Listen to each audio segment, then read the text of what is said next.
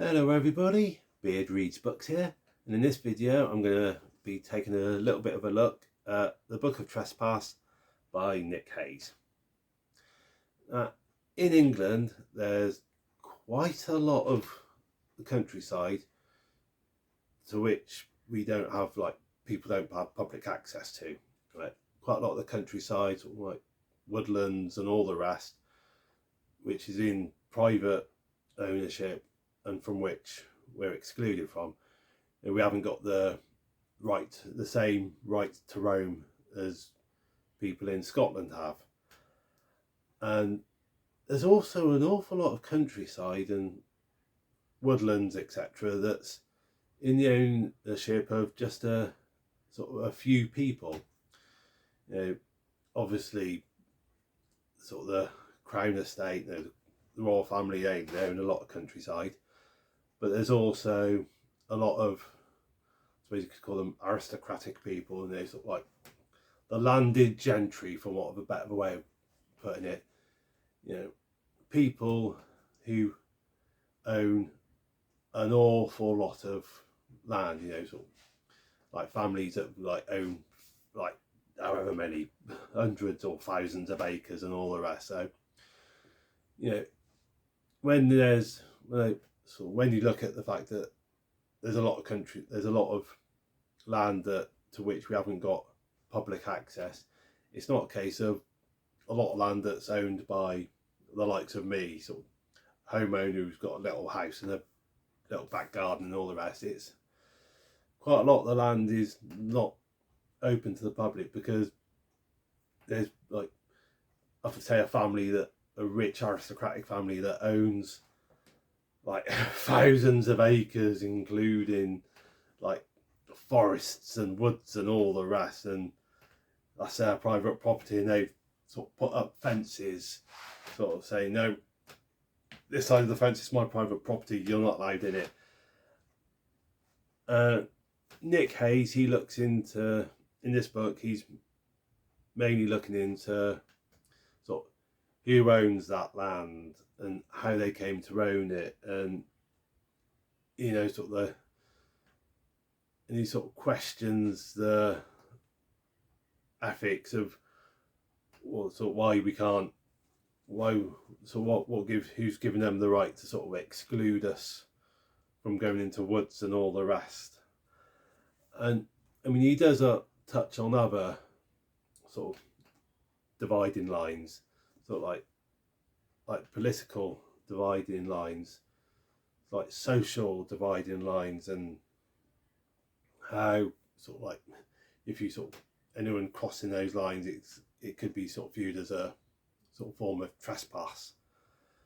But like I said, for the most part, it is sort of looking into how land ownership and sort of questioning sort of the law on trespass and all the rest. I mean, Nick Hayes, he is sort of the left wing end of the political spectrum, and that does, reading this book, his left wing sort of views does come through, which isn't necessarily a bad thing. I mean, if you're the left wing end of the spectrum, you'll agree very much, you probably agree quite a lot with what he's saying. If you're more the right wing end of the political spectrum, you'll probably not agree with him so much. I mean, there was a lot of aspects of this book that I thoroughly enjoyed. I found it very thought-provoking. There was the odd occasion where I sort of didn't quite enjoy the book, for want of a better way of putting it. Well, it's not that I didn't enjoy it, but there's some bits where he's talking about wild camping, which I admit is something I do. I'm a bit of a wild camper, so I don't disagree with that element. But I mean, there was some bits where he's talking about sort of wild camping, and he's talking about his sort of the magic. I think it was magic. At one point, there's magic mushrooms he was taking and all the rest, and to me personally, it came across almost as if he was a sort of a left-wing hippie sticking his two fingers up at sort of the status quo and going sort of Yabu sucks to you Fritzy kind of thing, you know, being a, it's like, oh look at me being a hippie rebel kind of thing, you know, sort of like breaking the law, trespassing, doing a bit of wild camping, taking my magic mushrooms. It did come a little bit across like that to me personally, but I mean other people might read that section of the book and it might come across differently to them, you know, so yeah. So I think how the book comes across to you as a reader, probably, what's the word I'm looking for? How you interpret it will probably depend a lot on what your own political views are, sort of where you are on the political spectrum, you know, I think. Yeah, if that makes sense. Does that make sense? Yeah. But I mean, there were some elements of the book I didn't 100% agree with, but for the most part, it was a very thought-provoking book for me. And yeah, it did. I did enjoy it for the most part. There were some bits could probably be trimmed a bit. You know, I think there were some bits that went on a little bit too long, maybe, of the book.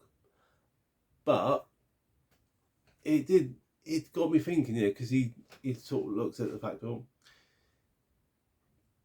people who own the land, because bits where like the Norman conquest, when like the Normans came over and William the Conqueror, he sort of like gave loads of lands to sort of people who like Normans who came over with him, and it's sort of the question, well, the people who initially took ownership of the land, what right did they have to take ownership of the land, and did they have the right to sort of put up the fences and the barriers, sort of saying you're not allowed onto my land, you know? And you know, sort of is the question of, you know, when somebody takes ownership of say a wood, he kind of raised the question, have they got right to take ownership of their wood? Have they got the right to take ownership of the common? And have they got the right to exclude people from the woods and the common and all the rest? Yeah, so even though I don't 100% agree entirely with all of Nick Hayes' sort of viewpoints, I did enjoy the book for the most part, and like I've always said, very thought-provoking, and yeah, quite a good little book, not too bad at all. I certainly enjoyed reading it anyway. But anyway, guys, thank you for watching. If you've read the book, drop me a comment. Tell me what you thought of it. You know, did you enjoy it? Did you not enjoy it? Yeah, be good to hear what your views are on it. So definitely drop a comment. Anyway, thank you for watching. Hope you've enjoyed. Look forward to seeing you in the next video. And in the meantime, guys, take care.